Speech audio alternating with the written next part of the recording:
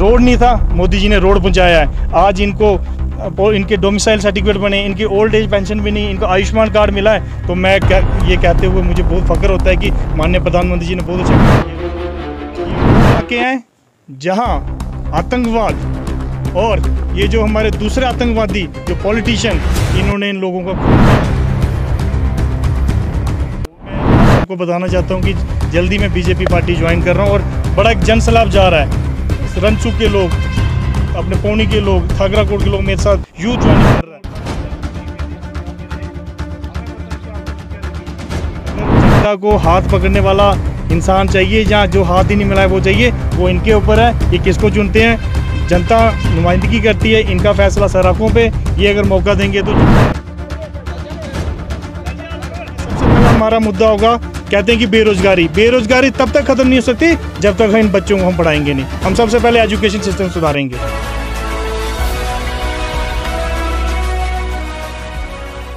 भारत माता की सबसे पहले मैं मीडिया बंधुओं का हार्दिक अभिनंदन करता हूं और आपको ऑन द बिहाफ ऑफ जिज ब्लॉग ठाकरा ब्लॉग की तरफ से शाबाशी देता हूं कि यहाँ बड़े बड़े पत्रकार जो डर जाते हैं यहाँ आने से, मैं आपकी दिलेरी को सलाम करता हूँ। मैं सबको चाहता हूँ ताड़ियों से इनका स्वागत करो आप। यहाँ पे कोई मीडिया कर्मी नहीं आया, ना ही कोई आला अफसर आए। हालत आपने देख ली इलाके की। इन लोगों ने कलेजे में पत्थर रखकर वो दिन गुजारे हैं। मुझे आज भी याद है, मैं 2003 में यहाँ रहा, मैं थनोल में रहा, मैं नारकोट रहा, प्राणकोट रहा, लंबी बड़ी रहा, रीत रहा, रडनाला रहा, बम्बल रहा, लोहार की रहा। यहाँ जितने लीडर हैं मैं उनसे एक बार कहना चाहता हूँ, आप इलेक्शन लड़ने तो आगे जाओ, कभी नारकोट का दौरा करके आओ और देखो इन लोगों के दिल में क्या प्लान है। अगर जनता को हाथ पकड़ने वाला इंसान चाहिए, जहाँ जो हाथ ही नहीं मिला है वो चाहिए, वो इनके ऊपर है। ये किसको चुनते हैं? जनता नुमाइंदगी करती है, इनका फैसला सराखों पे। ये अगर मौका देंगे तो जरूर लड़ेंगे, कोई ऐसी बात नहीं। अगर आप इलेक्शन लड़ेंगे तो क्या मुद्दों पे लड़ेंगे? देखिए, सबसे पहला हमारा मुद्दा होगा, कहते हैं कि बेरोजगारी तब तक खत्म नहीं हो सकती जब तक इन बच्चों को हम पढ़ाएंगे नहीं। हम सबसे पहले एजुकेशन सिस्टम सुधारेंगे। हमारा पहला ऐलान, ये जो मास्टर जो जम्मू में बैठ के यहाँ तनख्वाह ले रहे हैं 60-70 आके, मैं कहता हूँ उनको शर्म आनी चाहिए। ये हमारे बच्चे आए, गरीब बंदे खज्जल हो रहे हैं ये। तो सबसे पहले उन पर स्ट्रिक्ट एक्शन होगा। जो स्कूल का हमें ऐसा टाइम टेबल सेटअप करेंगे हम, जो मास्टर अगर एक दिन भी मिस कर गया उसे उसी टाइम डिसमिस किया जाएगा। कौन सी पार्टी से इलेक्शन निकला? दूसरा मुद्दा हमारा रोड कनेक्टिविटी, जो हमारा सबसे बड़ा मुद्दा है। इन लोगों ने पैदल 6-6 घंटे, मैंने ये चीज़ें महसूस की। मैं नारकोट जब जाता था, मैं रेड बुल से 6-6 घंटे पैदल चला हूँ। मुझे एहसास है यहाँ हॉस्पिटल नहीं है, हमें यहाँ पे हॉस्पिटल बनाना है। यहाँ पे सबसे पहले हमें कहते हैं कि डिजिटल इंडिया है, बड़ी बड़ी बातें होती हैं, लेकिन यहाँ पर टावर ही नहीं है। तो टावरों की बड़ी बुरी हालत है। हमें कनेक्टिविटी सुधारनी है। हमें इन लोगों को, जैसे हमने सेल्फ हेल्प ग्रुप में, हमारी माताएं बहनें, इनको सेल्फ हेल्प ग्रुप का नहीं पता है। तो आज गवर्नमेंट की इतनी स्कीमें हैं, हमें यहाँ पे सेल्फ हेल्प ग्रुप क्रिएट करने हैं। हमने इन युवाओं को स्पोर्ट्स एजुकेशन में आगे बढ़ाना है, जिससे ये इलाका आगे बढ़े और यहाँ पे तरक्की हो। यहाँ पे जितने लोग नुमाइंदगी की, उन्होंने सिर्फ बोतल शराब और पैसे ही बांटे। आज आपके सामने इनकी गुर्बत देखो, इन लोगों के चेहरे देखो, इनमें मायूसी छाई है। हमने इनके चेहरे खिलाने हैं।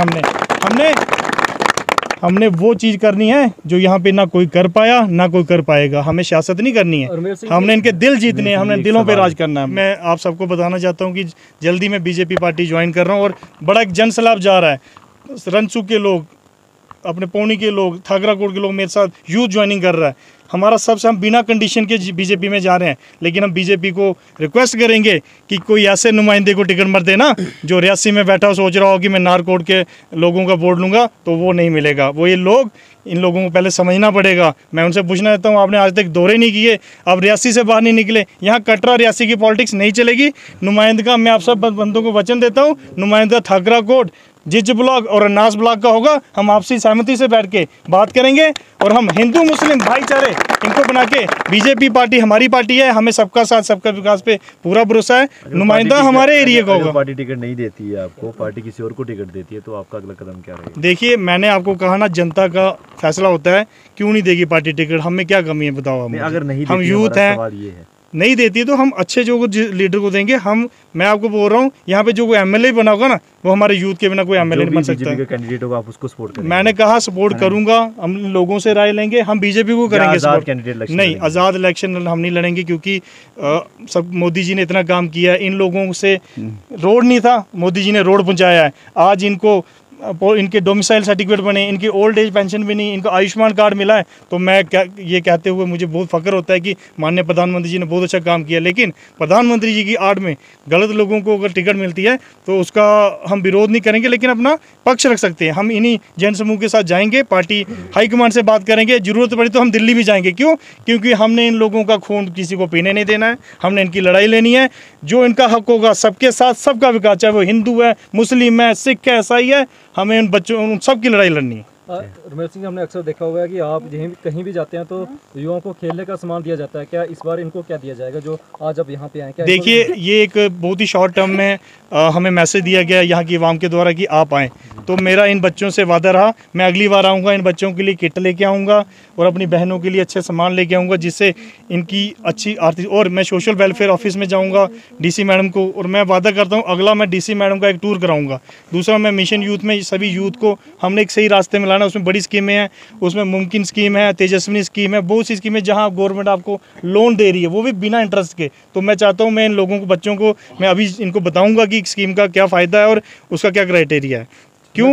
ये इससे यहाँ पे मैंने आपको पहले भी ये बात बोली थी कि जो हमारा डिजिटल इंडिया जो आज दुनिया का है, और हमारे नारकोट, प्राणकोट, चकलवाला के लोग आदि मानव आदि काल वाली ज़िंदगी जी रहे हैं। तो हमें सबसे पहले यहाँ कनेक्टिविटी को सुधारना है, और हम इस मसले पे बात करेंगे। जहाँ हमसे बात हुई, जो उसका प्रोसीजर होगा, सबसे पहले हमें डिजिटल इंडिया अगर बनाना है तो हमें गाँव जोड़ने हैं, हमें गाँव के लोगों के दिल जीतने हैं, और उनके बच्चों को, इनको एक एजुकेशन सिस्टम बनाना है जिसे बेहतरीन है। दूसरा, यहाँ पे टूरिज्म का भी बहुत अच्छा स्कोप है। आप चले जाइए यहाँ से जिज बरियाना, यहाँ से ऊपर पंजी गली है, यहाँ पे आप देखिए काला बन्ना है, लंबी बाड़ी है, और यहाँ पे नारकोट, इतने खूबसूरत इलाके हैं। पोटेंशियल टूरिज्म का इतना है।